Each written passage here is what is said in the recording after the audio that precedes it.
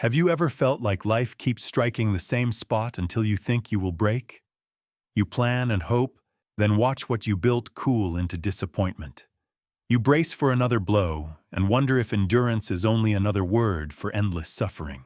In a small village, an old blacksmith told his apprentice a stubborn truth. The blows that seem to harm us are often the very force that hardens us.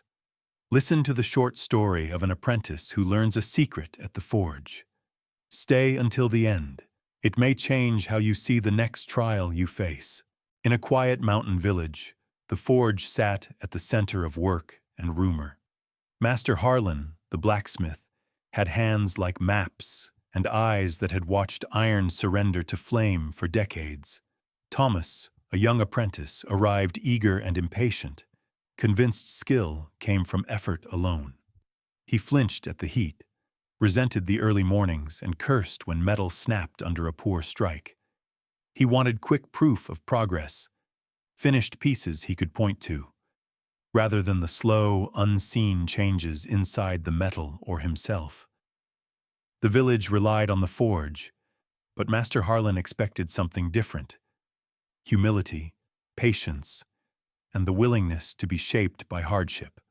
Thomas's temper clashed with the slow rhythm of the work. He did not yet see the lesson forming. One morning, after a day of frustration, Thomas asked Master Harlan why they hammered and heated what already looked whole.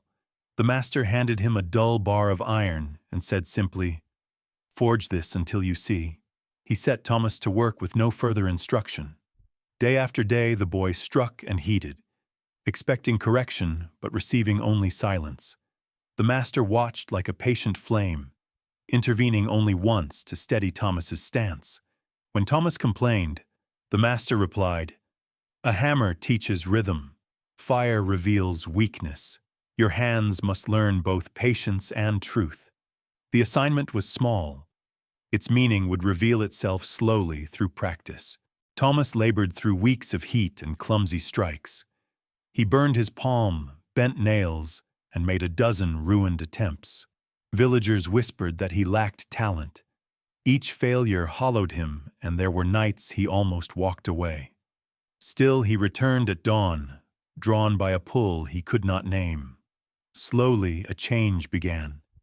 He learned to sense the temper of metal, how it sang under a steady hand, and how a rushed blow split its heart. One evening, exhausted, he watched Master Harlan reheat a cooled piece and hammer it with deliberate patience until a seam closed like prayer. He began to understand that endurance and repetition were not punishment, but practice. Pain, met with calm, reshaped what was brittle into what would endure. He learned to listen, to the hiss of steam, the timing between strikes, the patience required to coax strength from weakness. One morning, Master Harlan fed the forge a bright bar and asked Tomas to test it.